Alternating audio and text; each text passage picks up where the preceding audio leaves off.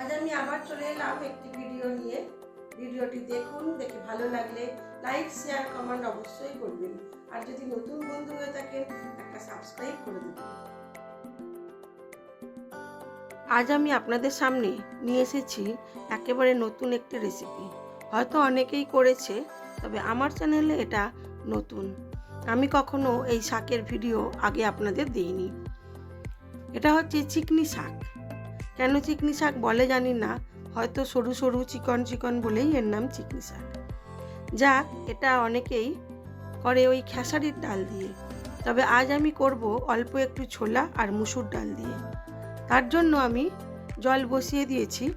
প্রথমে অল্প একটু ছোলার ডাল আর বেশ কিছুটা পরিমাণ মুসুর ডাল নিয়ে ভালো করে ধুয়ে আগে সেদ্ধ হতে দেবো নুন আর হলুদ দিয়ে। জানেন এই শাকটা আজ কোথায় থেকে এসেছে? এই শাকটা এসেছে আমার ননদের বাড়ি থেকে। এই শাকটা কিন্তু বেশি সেদ্ধ করলে টক হয়ে যায়, বুঝতেই পারছেন। এটার সাথেও একটা টক ঝাল মিষ্টির সম্পর্ক আছে। সেই জন্য এই শাকটা রান্না করার সময় খুব সাবধানেই করতে হবে। চলুন প্রথমে নুন আর হলুদ দিয়ে ডালটাকে ভালো করে সেদ্ধ করে নিই।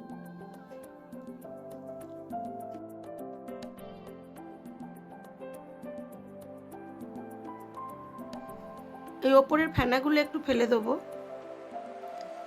তারপরে ডালটাকে 80% সেদ্ধ করে নেব।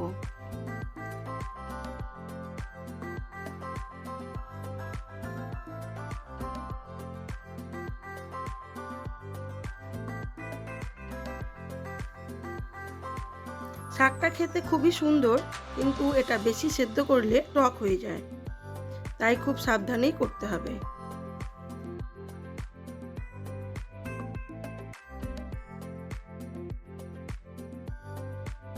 ডালটা সেদ্ধ হতে হতে আমি শাকগুলোকে ভালো করে ধুয়ে নিই। বেশ অনেকবার করেই শাকটা ধুতে হবে। আর শাকের ডগার মধ্যে যে নরম নরম শাকগুলো থাকে সেগুলো নিতে হবে, শক্ত ডাঁটাগুলো ফেলে দিতে হবে।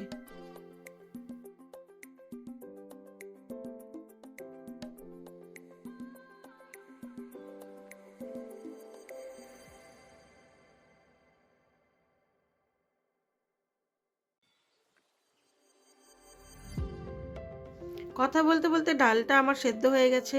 এবারে একটা কড়া বসিয়ে দিলাম। কড়ার মধ্যে আমি দিয়ে দেবো পরিমাণ মতো সর্ষের তেল। দেখুন কি হয়, প্রথমেই আমার ফোড়ন দেওয়ার আগে একটা পোকা পড়ে গেল, তাই তেলটা ফেলে দিলাম। দিয়ে আবার কড়াটা ভালো করে ধুয়ে বসালাম। এবারে তেলের মধ্যে দিয়ে দেবো পরিমাণ মতো তেল দেবো, দিয়ে দেবো ফোড়ন। ফোড়নে দেবো গোটা জিরে, গোটা শুকনো লঙ্কা, আর দেবো রসুন কুচি, আর দেবো বেশ অনেকটা পরিমাণ পেঁয়াজ কুচি। খুব ভালো করে ফোড়নটাকে ভেজে নেব।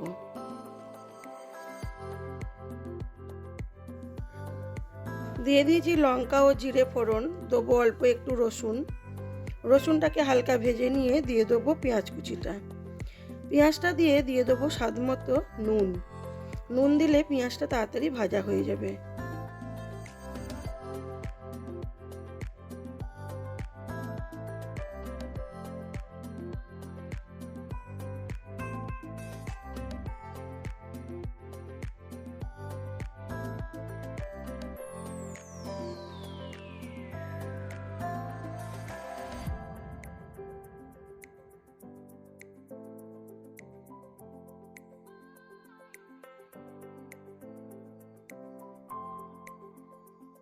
পেঁয়াজটাকে খুব ভালো করে ভেজে নিলাম। এইবারে এটাকে আমি ডালের মধ্যে ঢেলে দেবো।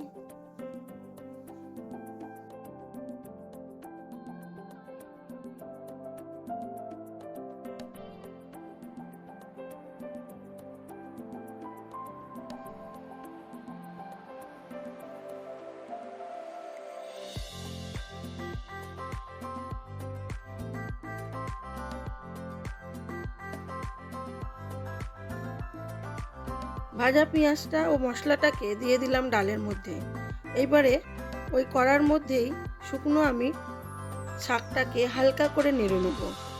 বললাম যে শাকটা বেশি সেদ্ধ করা যাবে না, তাই জন্য শাকটাকে কম আঁচে, একেবারে কম আঁচে হালকা করে নেড়ে নেব। এটা হালকা করে নেড়ে নিচ্ছি এই কারণেই, ওটা যে ধোয়া জল ছিল সেই জলটাকে আমি তলা থেকে ফেলে দেবো, সেই জন্যই আমি এটাকে এইভাবে নেড়ে নিচ্ছি। তবে অনেকে সেটা করে না, একেবারেই ডালের মধ্যে ডাইরেক্ট দিয়ে দেয়। চলুন এবারে শাকটাকে হালকা করে নেড়ে নিয়ে তারপরে এটাকে ডালের মধ্যে দিয়ে দিই। তবে এটা ডালে দিয়েও বেশিক্ষণ ফোটানো যাবে না, আর বেশি কষাও যাবে না।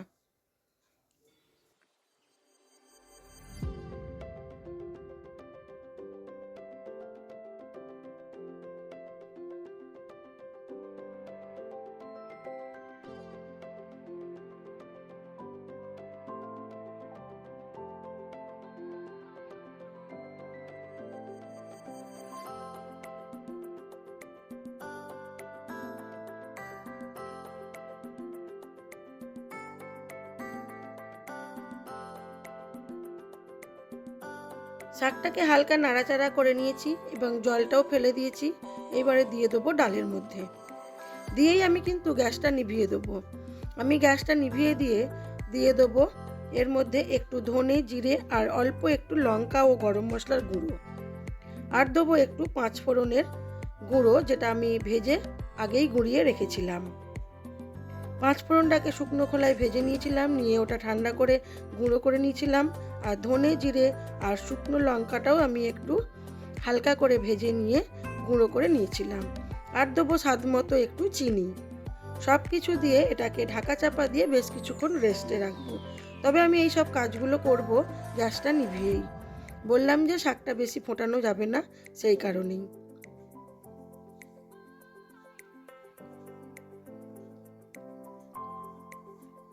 আমি গ্যাসটা নিভিয়ে দিয়েছি এবং এগুলো সব কিছুই দিয়ে এবারে ঢাকা চাপা দিয়ে বেশ কিছুক্ষণ রেখে দেবো।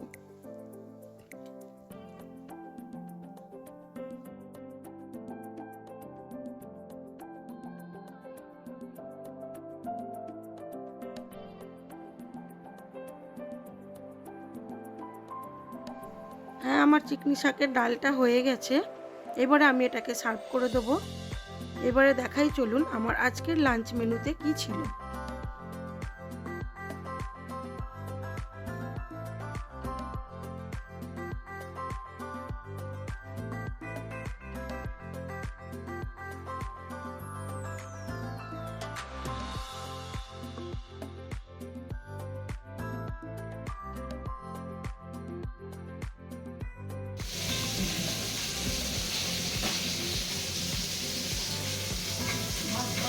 আমার আজকের লাঞ্চ মেনুতে ছিল সাদা ভাত, শসা, গাজর আর লেবু স্যালাডে ছিল, আর ছিল মাছ ভাজা।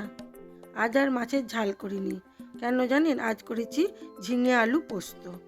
খুব সুন্দর করে করেছি, সেই জন্য মাছের ঝাল আর করলাম না। ছিল সাদা ভাত, স্যালাড, মাছ ভাজা, চিকনি শাকের ডাল আর ঝিঙে আলু পোস্ত। আজ আমাদের লাঞ্চ মেনুতে ছিল এইটুকুই। ভিডিওটি কেমন লাগলো অবশ্যই জানাবেন, এবং ভালো লেগে থাকলে লাইক, শেয়ার, কমেন্ট করবেন।